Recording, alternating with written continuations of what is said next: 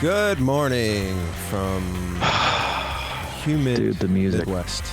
The music's back. Oh yeah, I mean it feels right, dude. I feel like it's like waking. It's like when you wear a watch all the time and your watches, you feel naked. Like I felt naked last week without the music. But yeah, man, we're back. It's Tuesday. It's June 24th. Welcome aboard, everybody.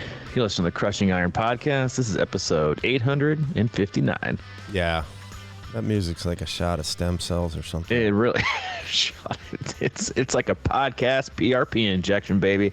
Yeah, it feels good. We are fresh off toasty weekend where we had the team race up at Rockford 70.3. So we're obviously going to do a recap of the race. I think it's always fun to do like race recaps, not just of like the venue. I mean, obviously you were up there, I wasn't, but we had probably like 20 plus athletes racing. I think we ended up third on the Tri Club podium. We had third. We had 4 individuals on the podium. So great turnout from the team. And it's as a first year event, there's always lots of feedback, and again, like it could be like the most well-run race on the planet, but you're always going to get feedback because everyone has, you take like 2,200 people, which is what started Rockford from what I read.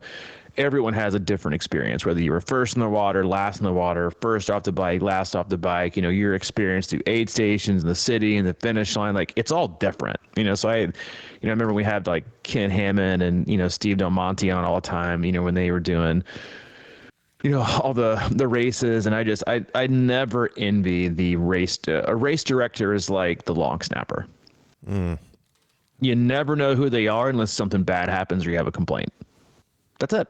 You don't know the name. You don't really care. It's just like you get all the negative feedback and, or the holder, right? It's just, and so I give a lot of credit to because I can't even imagine. I think people really underestimate what goes into putting these kinds of events on. And so again, first off, just like, I got great feedback from our athletes. I know you'll have more on that and a more in-depth, but a shout out to all the race directors out there, regardless of what size event you do, big or small, you're definitely probably the most, unthanked people out there in the endurance sports world. So good for you guys. And without you guys, we wouldn't have new events or events, period.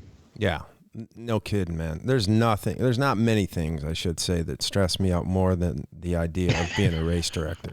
Right. I mean, that's just so far off my radar. Mm-hmm. That and like being in charge of the timing. Oh, dude, I know. We were in mid conversation, I think, or we had just walked up to Ken back in Ohio when that race was in, when he did that race, and it was back in Delaware, when that cyclist got struck and killed. God, yeah.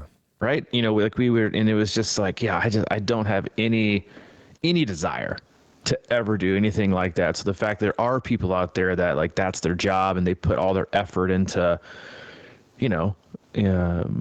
one day in a span of hours and trying to make can you imagine like your whole year is wrapped around, or maybe twice, mostly because most of these race directors get like, 2 or 3 events a year. But can you imagine if your job was to make, to work all year round with politicians, with municipalities, the government, road closures, police department, EMT, all these things that have so much red tape to go through it, the city, the people, you go through all that. And then the goal is to try to make 3,000 triathletes happy.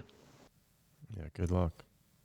Good luck, right? It's like good luck. So again, like we didn't start out trying to make this about race directors, but I can't state it enough. Like good on you guys because listen, if we didn't have them, you wouldn't have events. So next time you see one, give them a pat on the back because I guarantee you wouldn't want their job. Oh. Yeah, and I kind of went through that a little bit. I was trying to find the race director because Emily went off course, and I couldn't get a hold of her. And she, the tracker goes down sometimes. But I had a friend up in Rockton, and she was like 2 miles away from there. And he was looking for her, and she didn't come. So I knew something was wrong. And it was just it was like a helpless feeling. And I'm running around asking people in transition. And I talked to the head of the paramedics, and they hadn't heard of anything bad happening, but she was on the bike, and it was just a weird situation, but like that kind of, amplifies like the underlying stress of these events. And you think about it, but you never, really kind of feel it that much. And well, we know as coaches, it's just stressful in general when that tracker goes offline and you're just like wondering.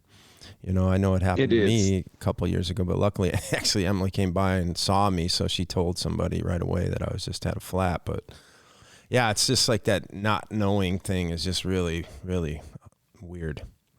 It is. I mean, we've even talked about it before, like on a lot of the podcasts. Like you're as a coach, like you're super concerned about your athletes performing well and having a great day. All these kind of things. All the things that coaches like, especially from a distance, right? And I'm not even sure if I think it's actually more stressful on the ground.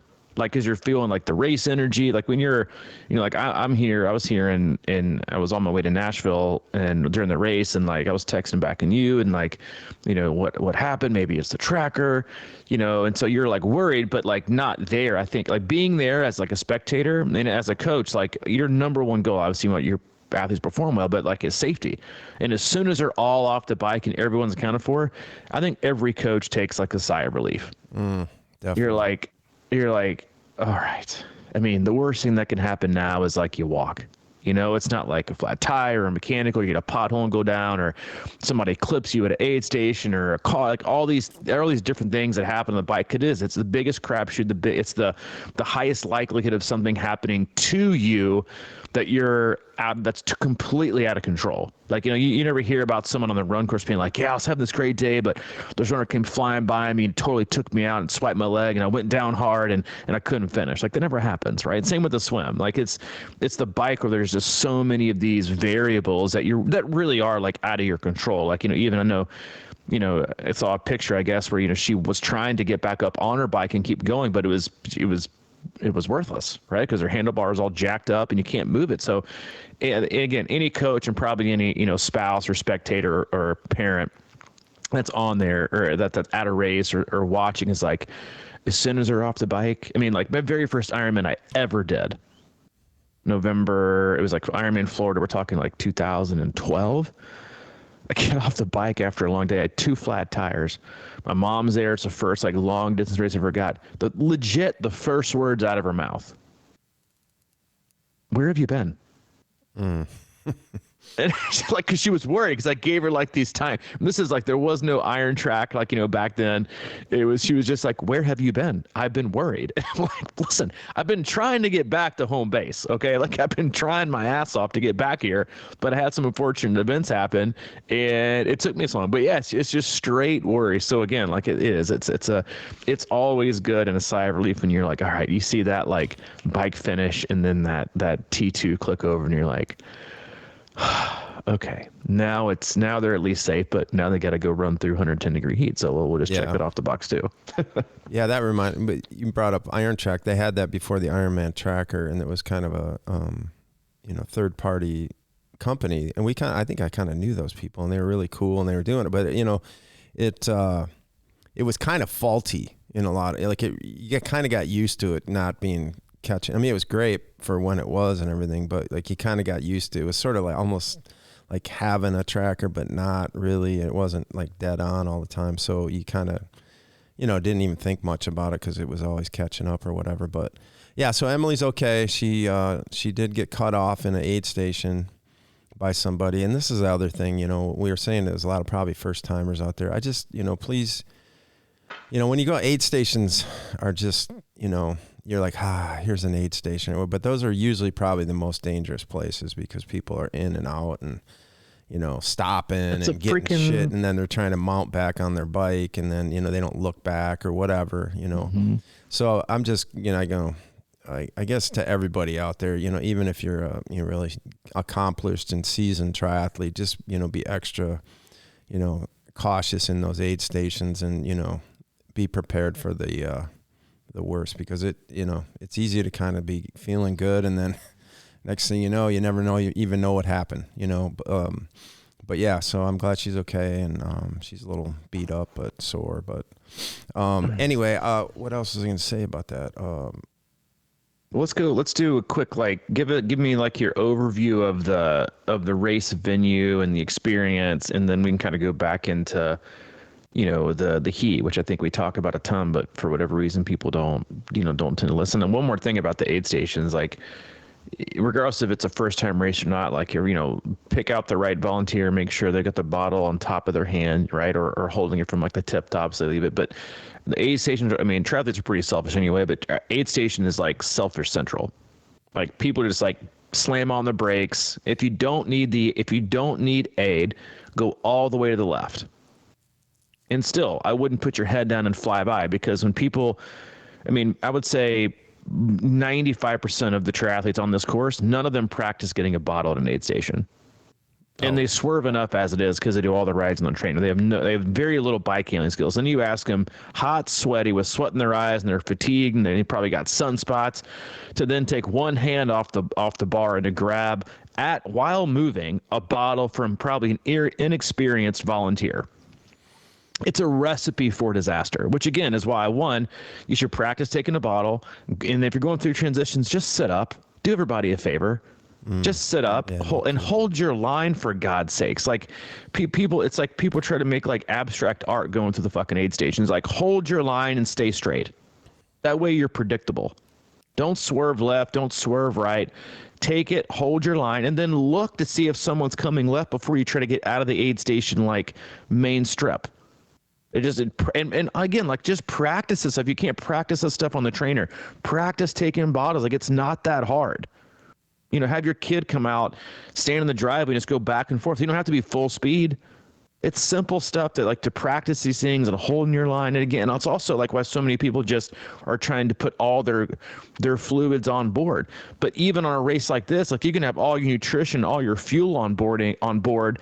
But if you're not stopping at aid stations to cool yourself, unless you're like the top like 2% and you're gonna be off course in like 2 hours on the bike, you need water to cool yourself down. And so, like, even in the most prime conditions, flat courses, your higher speed, it's like, just take your fucking time going through there. Like, go back and look at your time, and then look how much you walked in the run. Do you think the aid station saved you any time? Probably not. Like, just take a couple extra seconds, take care of yourself, take care of the volunteers, and take care of the other athletes. It's ridiculous how many accidents happen at every single race in an aid station. One, yes, volunteers are inexperienced for the most part, but it's still, as the athlete, it is our responsibility. We know they're probably not super experienced, right? Especially the first time race.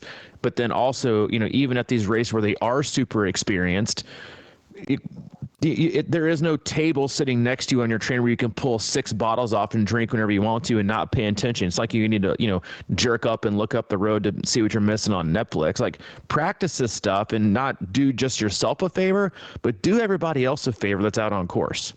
Because you ruin people's days and your day by taking the lazy approach and not practicing this kind of stuff. And as much as triathletes want to bitch and moan about race courses and ripping, speaking of race directors, the course wasn't safe and their cars are too close. Like, most of the accidents that happen on the course, guess whose fault it is? The athletes. It's either your fault or another athlete's fault. So do yourself a favor, practice this stuff, and because you're not just going to help yourself, you're going to help the whole race experience out by being safe and being aware. Yep, exactly. All right, sorry. All right, yeah, and just for the record, she did wipe out and went over the front of the bar. I mean, she was really scraped up, and she tried to get back on and keep going, but her handlebar actually snapped. So it would have been quite an effort without that. But anyway, it would have been a Herculean effort. But yeah, let's give us the breakdown of the okay, experience. All right, yeah, man. As I said last time, I lived there for a long time, right around that whole scene downtown, and I was a little bit, I don't know. I didn't really see it because of the time I lived there. I couldn't imagine anything like that happening, even though the venue is really nice for it because it's the downtown and the river. Everything down there is beautiful. And one of the notes, an athlete said, "Is there any shade in Rockford?" And I thought that was kind of ironic because it is called Forest City, and it's very lush. The whole city is very lush with trees, and it's beautiful on the river. And I was kind of impressed because there has been some stuff happening down there. I mean, the hotel we stayed at, the host hotel, was absolutely unbelievable. I mean, the funny part is when I lived there, it was like at least 20 years ago, they had that in the works, and it finally just happened a few years ago. You know, they were trying to put a hotel down there for like 20 years, and they finally got it, and they got it right. I'll tell you that much. It's an old, like, you know, factory building or something, and they just restored it, and it's just awesome. But anyway, so that scene was great there. You know, downtown they had beautiful setup on the Davis Lawn Park or Park Lawn, and the rivers. You know, it's just really pretty down there, to be honest. And so anyway, I thought just generally it was really set up well, and a lot of people said they loved the course. They said that obviously outside of the conditions that it's probably a fast course in general, but you're probably, you know, always going to flirt with that heat down there, and the wind in that city at, you know, at this time of year is pretty common. So I think it's one of those courses that's very fair. It's a nice. I love the run course. I actually went out and kind of ran a little bit. I got about a mile and a half into the run course, and I was like, this is pretty sweet, man. And but then I ran into like a Friday afternoon festival going on downtown, and I hung out there. So I didn't really run that much, but so there's some things going on. I was generally really surprised, I think, a little bit by how that was set up. And then I saw, you know, like, I remember back to the day that Rockford did have a really good park and rec district, you know, that was pretty active and stuff like that. And then it kind of dawned on me, I bet that's how they pulled this off, is they really got with them. And they probably have a ton of volunteers that do stuff all the time with that group. And that was my instinct. That was maybe ended up being the best part of it, because everybody said the volunteers were incredible, you know, and I'm sure that, you know, the newness and the excitement around it got everybody fired up, and hopefully it can continue, because obviously they had a huge sign up. You know, I think it was 2,700, I think 400 DNS'd. They didn't even start because I don't know if it was the heat or, you know, there's always various reasons, but, and then what did we say, 600 DNF'd? Yeah, what I saw was 27 register, or no, 2,600 registered, 2,200 started, 1,700 finished. Okay. Yeah. I mean, you know, I drove the course Friday, the bike course, and, you know, I think it was, I don't know what is listed at, maybe 1,700 feet or whatever like that. And as we started the drive, the first, what would be considered, I guess, the stick, was super hilly. I'm like, holy shit, if this keeps going. But then when you got out to the box or whatever, it was pretty flat out there. It was all open and cornfields and stuff like that. And it was super windy. I mean, like, I thought the wind was the X factor, to be honest. I mean, heat is one thing, but what ended up happening was that same portion of the stick, even though it was a different road, had the same kind of hills coming in, and you were going dead into like I think it could have been up to 20 miles an hour or more out there. So you're coming in, dealing with these hills and these, you know, Midwestern roads, that are, you know, I don't want to say it was a bad course, but we were driving. I was kind of just watching my bike on the rack in the back, just seeing if that was bouncing up, and it was kind of that type deal. But when you got into that, and I think that last 15 miles coming in took a lot of athletes' souls out there, to be honest. It was, it was so, you know, because you had the wind going out with the hills, and everybody was like feeling great getting into mile 20 or something up there in Rockton, which, you know, they went through the little town of Rockton, which is a cool little town. And I guess they were out there supporting it pretty well. So that was all great, and everybody probably felt great. And then you hit some of those long cornfields and then come in on those hills. And I just think a lot of people probably felt pretty good about halfway through or a little bit more on that bike. And then the end of it was just like, it was over, you know. And it's long. And it's a little long, yeah. It's a little, I mean, again, like, you know, I know stuff like that doesn't matter, but like it does, because you see because like, you'd definitely from a rather have it standpoint, short at that point. yeah. I mean, seriously, you're like, when the fuck am I going to get off this thing? Like, and I think it's never, and we talk about it, you know, multiple times a year. And I don't know anyone. I'm sure there's a few crazy, weird people out there, probably saying people don't like coffee, but and like pineapple on pizza, but I've never met a single person who's like, yeah, you know what? I'd rather have wind than hills. No, everyone's like, give me hills and no wind. And when you got like that little bit of hill at the start, like I just really think people underestimate, like they see flat and they think easy. But every flat course, the reason, every flat course you have, just from like a geographical standpoint, if it's really flat, there's a much higher likelihood you're going to get wind. And if it's really, really hilly, you might have wind, but it's not going to be 25, 30 miles an hour. So like a lot of times it just evens itself out.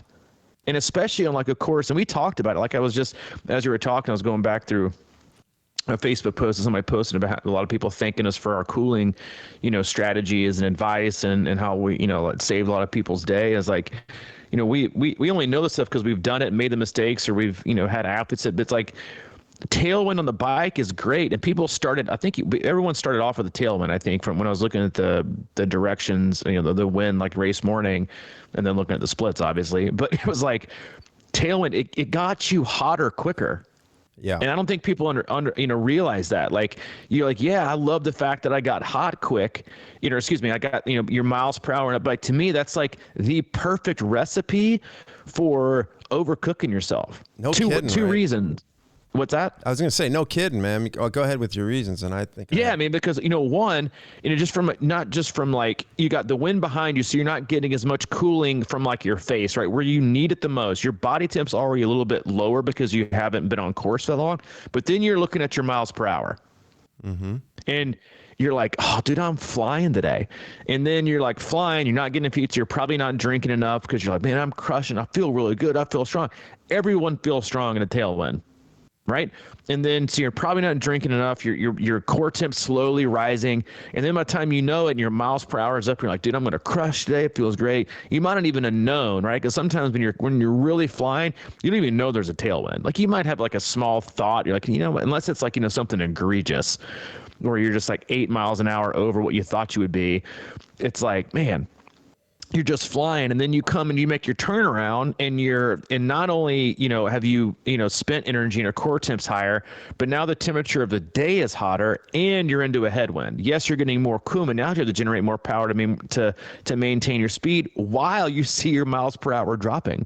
Like, give me hills all day long, 100%, because most people like rarely ever look at their MPH on, on average. Well, some do, right? On hilly courses, but most people, it's like, listen, the terrain's a terrain, average power, normalized power, heart rate, like just focus on the controllables and, again, set your alerts for like 3 minutes, 5 minutes. As I'm sure, that's why like also people that set their Garmin on like miles per, like miles, like, for a Garmin go off, for, every 5 miles or 3 miles. Well, 3 miles of tailwind might take you 6.5 minutes.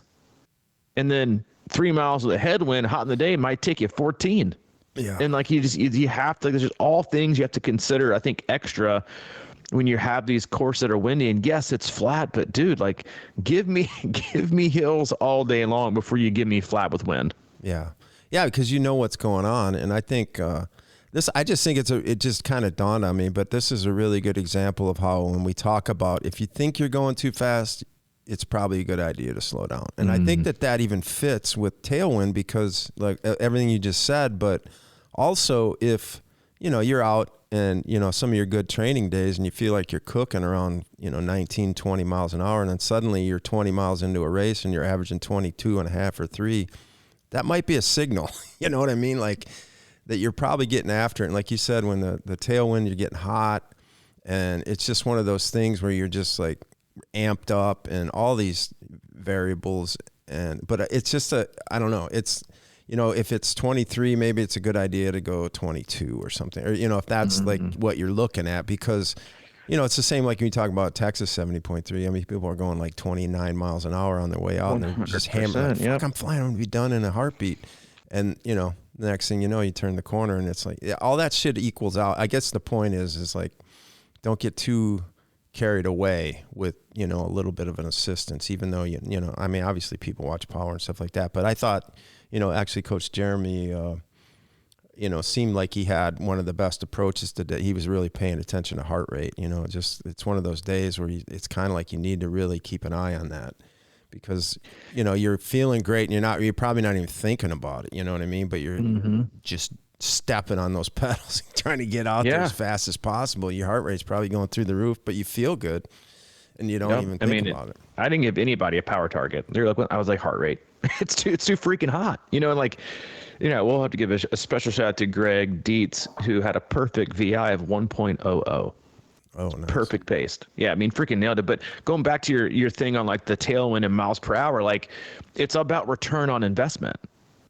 It's the same thing of like why on hills, pretty much anyone will tell you, work the uphills and then take a little bit off the pedals on the downhills, because the amount of energy expenditure and power you will need to generate just an extra half to maybe mile an hour on a downhill that's also going to take a lot less time because it's obviously going to be at a higher rate of speed. You have to like spin your legs out and like neuromuscularly, it's not worth it. Yeah. Like it's not the juice isn't worth the squeeze, right? It's just, but on the uphill, it's going to take you longer. So put out some more power and then don't hammer the downhill. You're probably better off soft pedaling or coasting, you know, maybe quote unquote losing 5 to 10 seconds, but heart rate's down and you're not, because it's almost wasteful. It's the same thing with tailwind, headwind. You know, it's like, I mean, like you said, Texas 70.3, going back to like probably my best paced bikes ever. I think I was like 200 watts out, 240 back. And I obviously I knew on the way out, it was just like, I'm like 28, 29 miles an hour. So, you know, you've got a tailwind. Like I'm not an idiot. You know, I'd love to think, oh, I got that in the bag. You know, it's fitness is really coming around today. Exactly right. I nailed the taper. You knew what was coming. And so, but it ended up averaging 220, and that was the goal. So I went 20 watts under, 20 watts over, ended up at 220. But it was like the amount of time I ended up on the return trip in the headwind. Again, like when you got fresh legs, it's just, again, like I just think, you know, and you talked about a lot of beginners signing up for this race. I mean, I know we say it a lot, but like no race is easy. Down quote unquote river stream. It looked at about 4 to 6 minutes quicker max for some people. Yeah, there were some variables in there, but I wouldn't it's definitely not Chattanooga Augusta fast. I mean, it was definitely a little bit quicker, but it's also soupy. And I'm just going to say this real quick. I'm not going to get on a huge tangent about it, but the fact that they even make wetsuits optional and not wetsuits banned in those temperatures is beyond me. Mm-hmm. It is beyond me how you can. I mean, we were texting at the race start at 70. It was 84, 85 degrees with dew point at like 74.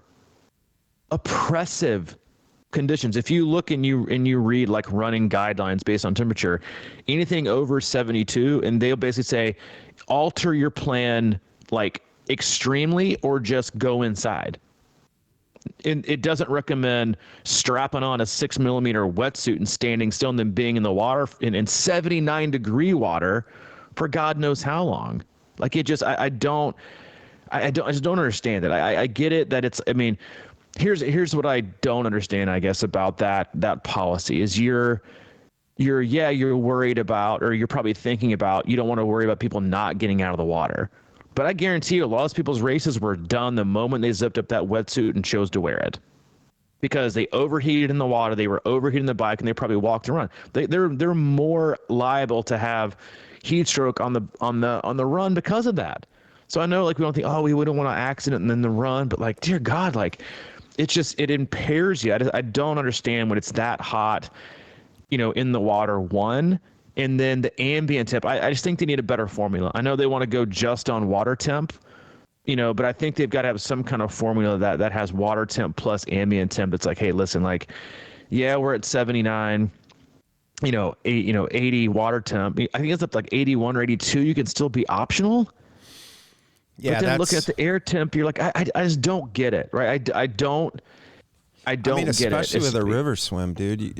Right? Like, I don't understand it. I just don't. I mean, just because you got like I was saying before, you could almost just breaststroke down there in a reasonable time. I think it's like, or just chill and do your thing because I actually came back. I'm about 3 hours north of Rockford up here and decided to go for a swim. And I got out. It was like 5 o'clock at night or something like that. And I have these lava pants that I've been using, which are just like basically a wetsuit bottom, just below the knee or whatever. And I swam like 2, for like 5 minutes, and I was like, no way. I was just cooking in those things, without anything on my top. So yeah, it's just, I think you're right. That's a good idea to have a different formula for that, because that air temp and the whole 9 yards is just they had to be just sweltering in that thing, swimming down there even. So anyway. Yeah, I don't know. I know I'm sure some people needed it, but I'd love to see if they had like started their watch. I'd love to see their heart rate data before they even got in the water. Anyway, yeah, so like the again, bike course, and when you see flat, like again, like just don't underestimate everything else that's going to come with it. And then you can talk about like getting off the bike. Like what were you at the dismount line, like seeing people come off the bike? Like what was the scene there? Well, kind of not too much, because I was kind of looking for the whole thing with Emily. I was kind of running around and stuff. I did want to bring up the bike out though. I got some video of this, but I mean, there's obviously with a river swim like that, and so mid pack it was just jammed. There was like 30 people coming out of T1 at the same time on their bikes, and every single one of them would like stop right at the line. And it was maybe, I don't know, 15, 20 feet wide, the chute or whatever. And it was just like sardines in there, and people were trying to clip in, and it was quite a sight, and we had an Erica, one of our, I saw her run through, and she ran way up and mounted way up front, which is what you should do, but everybody was just literally stopping on the line or before it and trying to clip in. And, that kind of made me think of what, people at aid stations, if they declip and then trying to get back on, how much of a cluster that would be. Cause people were just really struggling. A lot of people even just getting on their bike. I even saw one guy, he tried to thread the needle, with a flying mount in the middle of all this cattle. He knocked it. I think I might have it on video. It was amazing, because he did a flying mount, and he kicked his nutrition off the back, and it just this bottle flew into the middle of this mix, and he just kept going. I was like, dude, what are you doing, man? I don't know. But yeah, so I didn't really see a lot of people coming in, though, although I did see some people coming in like I said, about 2:00 in the afternoon off the bike. I was like, whoa, man, this is brutal. But anyway, what was the point? I don't know. Yeah, you wanted me to see what their faces looked like? To see how cooked people were. I mean, coming in, like, we talked about it. We talked about walking the first aid station. And I mean, I was tracking, everybody that we had, had racing. And it was, it was interesting watching, like one of the guys that I work with who was on the podium for the first time. Like I told him a couple months ago, I was like, I think he had a shot to be on the podium. And he, compared to his open half marathon, this was so much slower, but he was still able to run himself from 11th off the bike to 5th. And it was probably 14, 15 minutes slower than an open half. That's how bad it was, which it was all about how much difference can I not see in my pace in miles 9 to 13. Because people were just, especially on the top end. That is what I think, again, like you've got to really be aware of, like, especially in the 70.3, not so much, full, because to me, it's very similar. And we talked about this last week is, the majority or the highest rate of heat strokes you see in like run race are 5Ks and 10Ks. Cause you start off and you get so hot so quick because your energy and your speed is so high that your heart rate's rising at such a rapid rate. Before it gets, you don't know how bad it is until it's too late. Same thing if you're like at the really pointy end, you're trying to really, really go fast. You come off that bike with a high heart rate. You go out your first 2 miles and you really try to like push the needle. Your day's done. Mm-hmm. And I watched it. I watched it in multiple age group guys, especially guys, because let's be honest, they're the ones that usually make those biggest mistakes, like coming off the bike super hot, feeling themselves. One of the guys, I don't think I've ever seen him in multiple age groups. Like it's always usually like the same person too. I'm like, they come off the bike in second, third. I'm like, that's not gonna last. I bet you about mile 3 they're in 7th, because they just like, for whatever reason, overcook it. Just they got no regard for like learning a lesson. The same thing happened. The same 2 guys that I've always tracking, because they're in the same age group as a couple of the guys we coach, coming off the bike in like second and third, and I'm like, I give them maybe the first 5K before they're walking. And what were they doing? First 5K, walking. Great bike split. great walk split. I mean, it's just, but you come off so hot and your day's over. And it's over, and you just bleed time. And like I don't understand like where some of the lack of objectivity and pacing and being smart, comes. Like when it's hot, it's not like you're not sweating and it came on like out of nowhere.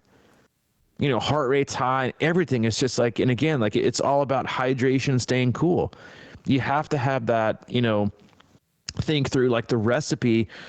Fitness is like third or fourth.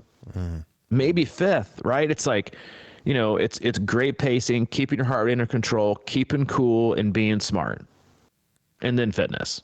Because if you put fitness first and you run by the numbers that you had, you're done. You are done. I mean, to give you an example, like I went out yesterday early morning here in Nashville. It's just as hot here. Early in the morning, did a run, keep my heart rate under control. It's just an easy, like aerobic run. Went out yesterday afternoon at like 2:30 for a little walk to just like loosen up the legs a little bit, take a break from work. And I was legit walking up a hill and I was in the low zone 2 heart rate. I mean, it was just like, but that's how hot it is. I mean, like, and that's when, so you think about seeing that and you're like, God, like, that's why heart rate, again, like, pace is great, power is great. Everything has their place, right? But to me, like when these like really, really warm races, heart rate is number one, always, period. Yes, it can be off, right? So you need to know RP, but to me, like, because what heart rate is doing, it's displaying the stress on your body. Like on a much smaller level, I was like having a back and forth with an athlete talking about zones and heart rate and this is like a small scale, like, and they're like, hey, well, I'm on an indoor trainer in my basement where it's really warm, so that's going to affect my heart rate, and it does. Like that small thing affects your heart rate. So you see power and heart rate, and there's a little bit of a difference, right? And so you can look at power, but if you don't look at heart rate, you're like, man, I wonder what the real cost of doing business is here. Because we talk about the same thing with normalized power, like on the bike, but you can argue with that on the run too. It's like, what's the cost of doing business here? Like should be, is this really worth it? Because are we even going to be able to be open after a 5K? We're going to be shut down and closed for the day and walking it in. It's just you got to think, and I know it's really hard, especially when, like athletes take. So they throw so much into one race. You've had a bunch of bad races, or it's the first race of the year, or it's your A race of the year. Then all you want to do is show up and show out and show off. And then you see the forecast, and you're like, well, fuck. Like, I'm not going to be nearly as fast on paper. I'm not going to be nearly close to my goal. You're like, what do I got to do? I'm just going to go for it. But a lot of people do that just to, like, make straight up excuses. And like, it was the heat. It got to me. I'm like, no, it didn't. You just didn't pace well. Yes, the heat got to everybody. I get it. It was a hot day. We've all raced in hot conditions, but we all had the same conditions that day. A lot of people just dealt with the conditions a lot better than you did, not because they just have better genetics.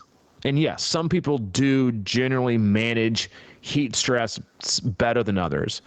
But for the most part, it was probably your pacing and fueling strategy, or your lack of restraint when you knew you needed to kind of, your central governor was like, hey, let's just tone it down just a smidge, because we're like, the alarm bells are starting to like go off here in a minute, like, and things are going to get bad, and you're going to end up walking, or you're going to end up like walking and sitting, or you're going to end up like, in the medical tent. Listen to those things, but like we let our ego and our expectations and these like random goals we set out, like, remember, like effort and execution is number one. The rest is just what it is. Yeah. Same thing if it's rainy and cold, right? Like I put that in like the weekly email yesterday. It's like for most athletes and on the same courses in regards to like running, cycling, triathlon, like 58 to 64 degrees, no wind. That's like perfect performance weather. Your perfect fitness and perfect day, feeling good. Any degree up or below that, you're going to start to see a less ability to perform well. And that's what Sunday screamed. Whether you were out for a training run, right, or out for a race or a ride, like that's all I read from the whole country. It was like, hot, hot, hot, hot, hot. Burn my biscuits, hot, hot, hot. Didn't feel enough, hot, hot, hot. In your race, it's like I didn't perform as as well as I thought I would. Then stop thinking you're gonna quote unquote perform well from a fitness standpoint on those races. Like, look at how you did against the field. Well, yeah, right, because you all have this. That's what you got to do. Is like, how did I do against the field compared to what I usually do against this type of field? Yeah. Well, I think too, what happens is, sometimes like some of these cats, these pointy edge, I think the winner is like 410, like some of these guys, you start seeing some of these dudes, or women, they're just crushing it out there. Of course, they handle it in a different way, probably. I think it's an interesting setup they had, because, you're looking at it as downstream swim. All right. This is like got PR written all over it, and, you kind of flattish bike or whatever, do that, and then the run's flat. Right. So, but then you got the heat, obviously, and the wind. So now, but this is why I always try to tell people, really the not overheating was rule number one out there. Mm-hmm. But I think these little things like, all right, it's a downstream swim, it's going to be my fat. I think a lot of people probably start too hot in the swim, man. And, just because you're thinking it's going to be, but that's the point with a downstream swim is like, that's why I was talking about easing in, because I like to let my systems get organized and then finish strong. I always try to look at everything as a negative split, and I think that if you come out of the gate hot, you're just starting to set that tone that, all right, maybe you come out of the water with, 3 or 4 too high in the heart rate, or 5 or whatever. And then you're a little bit behind the 8 ball on the bike. And then you go out and you got the wind, and then you're crushing it, and you're trying to like set that PR. Next thing you know, like you're saying, you're just running red, like from the middle of that bike all the way through the run. And the same with that's why, it's, then all of a sudden you're hitting that wind coming in on the bike, and you're like, damn, I got to make up time here. And, I'm getting behind, because you got a time in mind. Like you're saying, you're not racing against the field.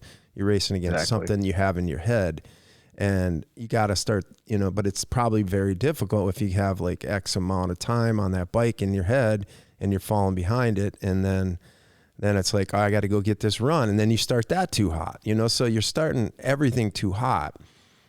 And, metaphorically and physically. And like, it's like, I think that like on a run like that, you just have to be, and it's almost like you just need to recalibrate when you get off the bike.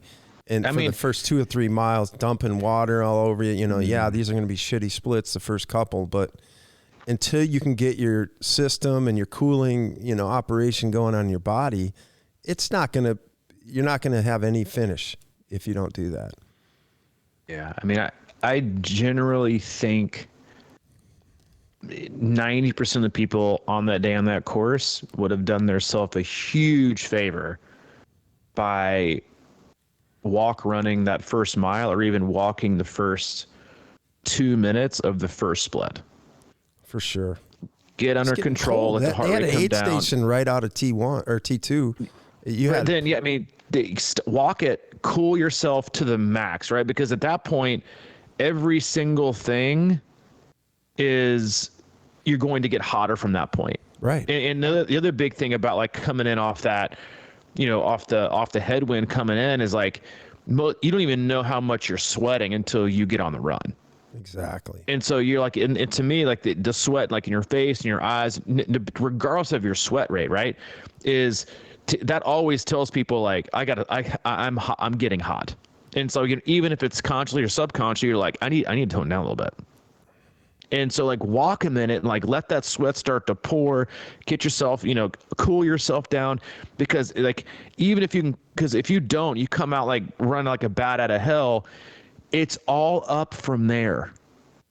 Even like if you start to walk like at mile 6 or 7, I got bad news. Like your heart rate's not dropping that much. And if it does, it's going to drop like 15 to 20 beats. And then the moment you take 5 steps, it's going to spike back up again. Because it's not just like the speed. It's not like you're going out during a training run in winter, right? Where you're doing 45 seconds on and a minute 15 off. And after 20 seconds, you're already feeling better, because you're in perfect conditions. Your heart rate's dropped completely. Your heart rate is so high just because of the legit stress it's under. Like, just like I talked about going on my walk yesterday, it's like, feels like 109. My body's like, what the fuck are you doing right now? Like, I am under stress. I am hot. You are working me. I'm going up a hill. Like, this is not okay. And like, but that's without doing, 68 miles of my 70.3 before that. So that there is no coming back. It is just how little time can I bleed? And so if you go off like, and you look at like the best splits of the day, they were fairly even. The athletes that did the best kept fair, as close to even as possible.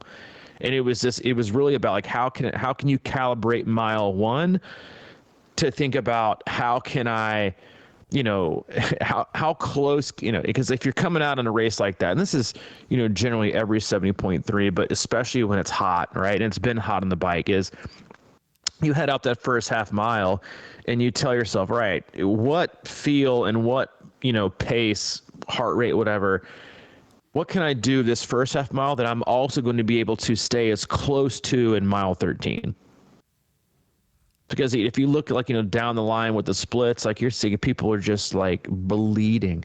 We're talking like 2 minutes a mile. You know how much time that is? That's so much time to get back. If you don't want to know how much 2 minutes is, stand still and have your buddy go run for 2 minutes and see where they are after 2 minutes is over. Like, that's such a long way. And I just think we get so, again, like going back to like the aid station thing and like the wetsuit thing, and like people are so willing to like try to quote unquote save seconds and minutes of these really like ridiculous, spots in the race day, but have absolutely no idea how to pace a race to get the most out of themselves against the day, against the field, and against the conditions. They're willing to make every mistake known to man up until the run. And then they get done with the race and they're going back and they're looking through their training catalog and they're talking to the coach. And they're like, yeah, my run's got to improve. Got to hit the run. Like, you just got to pace it better. Like, you just got to be smarter. Like, maybe some bit more and be okay not wearing a wetsuit. Learn how to pace the bike better. Learn how to execute better. Like, have a strategy. Be a tactician. Like, that's what you have to have.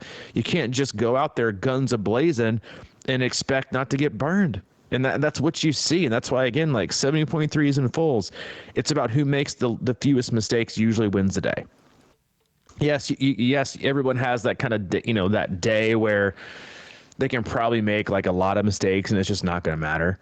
But that's only in perfect conditions. That's it.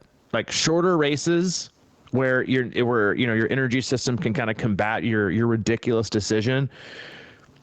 That happens, right? You can make all these, even up to an Olympic maybe, because you're on course, so it's such a short amount of time. Like you pretty much have everything you need on board, and you're not going to get that hot so quick. But everything after that, like your decision making is your biggest weapon. Your patience is your biggest weapon.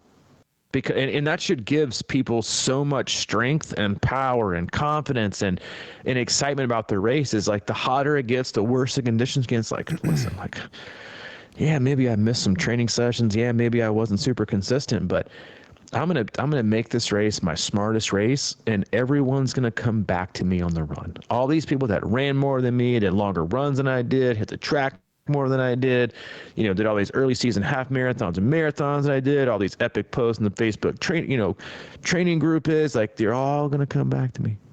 Not because I'm fitter, but because I'm smarter.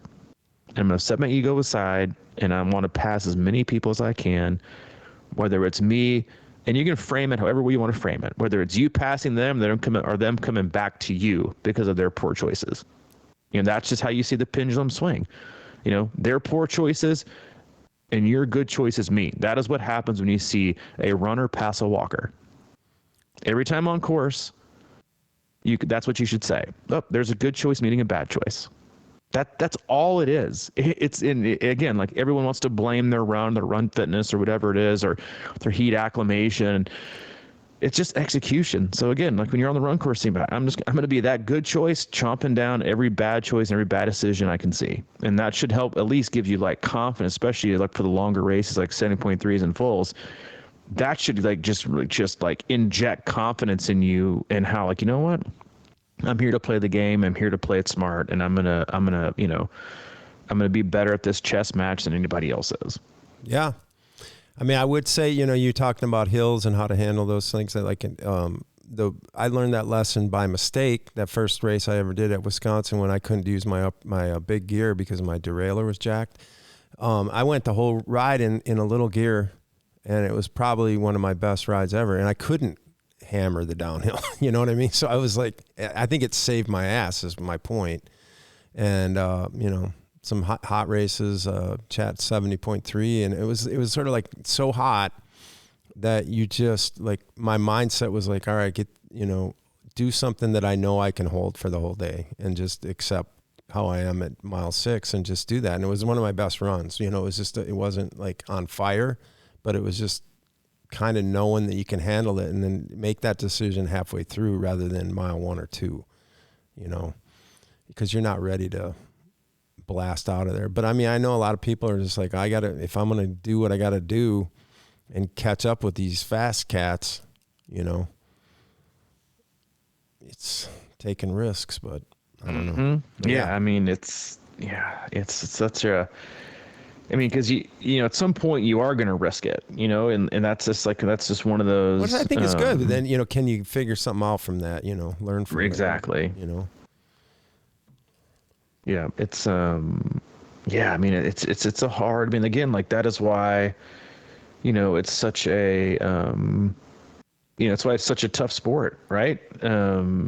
Is in that there's always something else to get better at, and there's always something that you can improve on, no matter how great your training is or great you thought your race was. Like, everybody goes back and it's always, there's always a but a great race, or I had a bad race, but I had a great, this. I'm like, it's just, everything is so connected and so impacted from an energy standpoint and an execution standpoint. And like, learn the lesson, and like, you can like go back and look at time and training, but before you even look at training and training prescription and intensity and all these kind of things, like, the first thing you should diagnose is like, how did I execute my day? Because if you can't execute a day, then it doesn't matter what kind of fitness you have. You're just going to keep getting faster over the first 40 miles and keep having a slow ass last 30. So like the fitness is irrelevant. So if you can't pace and you can't execute and you don't know how to be patient, stop looking at your training and look at yourself in the mirror and be like, hey, can I actually, like, do I have the patience to do this really, really well? And at long distance, if not, maybe stick to sprints and Olympics. And that's just the truth. Like, again, ask yourself that question. I had some athletes pace it well, some just didn't. And some of it was their first time, some of them it's chronic. I just didn't pace it well. I said, okay, then what do we need to do? Do we need to start, again, walking out of the gate, like to keep it under control, so just, look at all these things. And before you start trying to like reinvent the wheel with your training or, bike heavy or run heavy or swim heavy or, different training intensity distribution, like look at how you executed it and then look and see if there was actually really anything you could have done better. Right. Time and all these kind of things. Like, cause even like looking at the, just from like a simplistic standpoint, even looking at Iron Track, or the Ironman tracker, as they call it now, looking at the miles per hour on the tracker is the time is correct. The miles per hour is not, because they do the miles per hour based on a 56 mile course, not a 57 and change or 58, whatever it was. So like, go by your Garmin, just little things like that. Like there's a lot to pay attention to. And again, like a lot to sift through. So I think that's just something, again, like, when you're doing your little like debrief of yourself or your training, like that's just, something you need to pay attention to going forward. Because listen, it ain't going anywhere. It's going to be hot for a minute, and probably into September. We're in it. Go out on your runs and take it easy. I told, a lot of my athletes this, like the last, week. They're like, hey, like, I noticed you took out, more intensity, in the runs the last 2 weeks. I'm like, yeah, because it's fucking hot outside. Like, that's just a way to really like cook someone to prevent them to come back. Just, get some runs in the heat. Make them easy, just get them done, because, everybody's more sore right now. People are, a little more dehydrated, people aren't feeling as well. You're just more sore after running. To me, it's like there's two like distinct points in the year where athletes like have this increased muscle soreness come up. It's it's the first run of the year that's really cold, because they're able to usually run at like a much more rapid rate of speed than they normally are, because their heart rate's lower, because the conditions are so great and their fitness is like showing. So they have this like, and the cold weather it just makes the impact on your quad. So you see this like real like increase in soreness when it gets like the first like cold spell 3 or 4 days and then the same thing happens the first week or two when it gets really hot. Is you go out for a run and you're just more sore the day, right? The day after, the 2 days after, when you do things outside, because it's so hot and you're probably not taking no fluids, you're dehydrated, so you aren't recovering as much. It's harder stress on your body, and then you go back and look at a race, like, and then you just like, quadruple that, or even more for a race. It's that time of year where you got to put everything else aside and just like hunker down, get it done, be smart with it, and focus on the simple things, and it'll get you through the meat of the season. Yep. Good stuff, man. I mean, these races are almost like ballpark goals. It's sort of like you may have something in mind, but just kind of have a range available and adjust your expectations accordingly. Yeah, because it's hard to accept, I know. Because you got this thing in your head that you've been thinking about for months. And then, 95 degrees and 20-mile-an-hour winds step in the way. And then it's like, well, can I accept that as an external variable? Yeah. It's not always easy. The two most important questions. One, what was the post-race food like? I heard, I don't know, but I heard it was pizza. Okay. Chips. I don't know. I'm sure they had. I heard Rockford is a Pepsi town, which is a weird thing. I never knew. Strike one. Yeah. Okay. All right. So pizza, chips, and Coke. That's right there. I mean, we've been asking Ken Hammond do this for decades. It's like, just give us pizza and Coke, man. Snickers bars handy. Because these days they try to get too fancy with it. Yeah.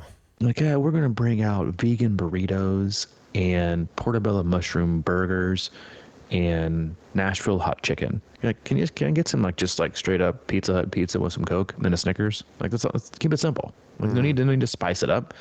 And then last question, out of 5 stars, what are we giving Rockford? Oh, I mean, you gotta take your bias out of it, right? You gotta take out your bias. 4.2 stars, man. We've never given 5, right? But no. We've given a couple 4s and a 4.5. But I mean, and I think it does need to be graded. It probably gets a couple extra bonus points weaved in because it was a first year race and it seemingly went off I did for all the athletes that I talked to from every end of the spectrum of finish time, they all had very, very, especially for triathletes, very, very, very, very positive things to say about it, because generally triathletes have the same mentality of rating a race that people do on Yelp. Yeah. Restaurant, they're like, food was incredible.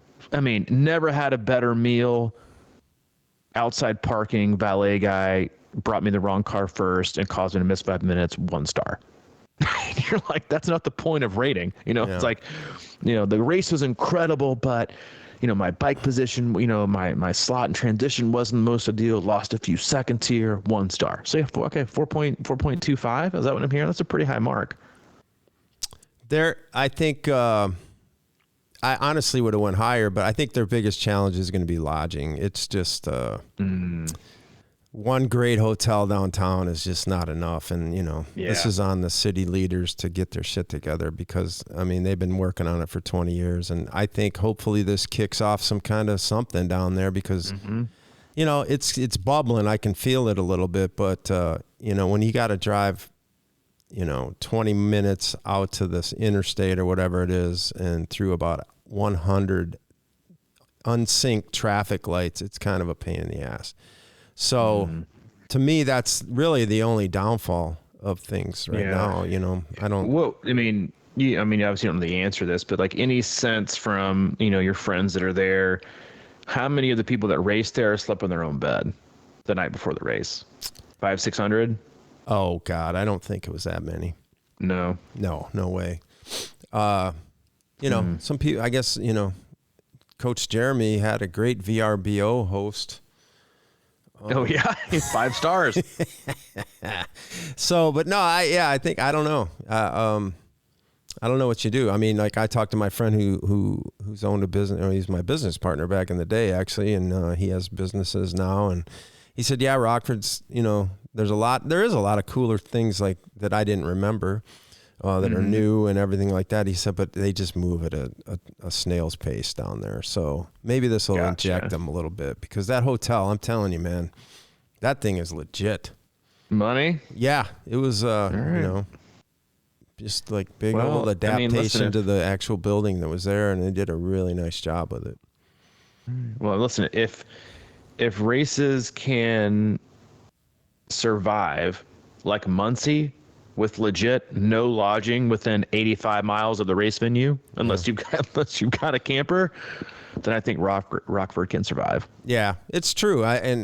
It's just kind of a bummer that the weather was like what it is, because now it's going to have a mystique about it's good. It's hot. It's hot. We got enough fucking soft races that everyone like clamors to go to because of the weather. Like, this is good. We need a good blue collar 70.3 to hang our hat on now, which next year means it's going to be like epic swim times and 62 degrees and no wind. But we need races like that. Now you know what you're signing up for. Train harder next time. Be ready. No, I agree. Think they probably got some bonus stars from what I'm hearing, because of how hot it was and how excellent the volunteers were to meet those standards. Yeah. I got a lot of compliments about how great the volunteers were with how hot it was. No, I agree. I just sent you a picture that I forgot to send it, but it was it was a shot that reminded me of the downtown Louisville turnaround. Louisville. It's the first thing I thought of when I just pulled it up. Yep, that was oh man, yeah. It looked just like it to me, and it does. The people look just like it too. Even the roads. Yeah, it was wild. But yeah, I agree, man. It's nice. Let's have a hot race, man. Let's move Louisville back to the full in August. Let's do it. Bring it back, baby. Bring it back. Well, again, for everybody that went out there and raced, good on you for getting it out there and doing the best you could. And if you got hot races coming, well, you know what? You've been warned. And don't say you couldn't be prepared, because now you got the chance to prepare. As always, we love you guys. We appreciate you. Go to our website, c26triathlon.com. It is our one-stop shop for all things coaching, camps, and community. If you need anything from Mike, he's available. Mike at c26triathlon.com. If you need anything from me, Robbie at c26triathlon.com. All right, man. I will catch you on Thursday.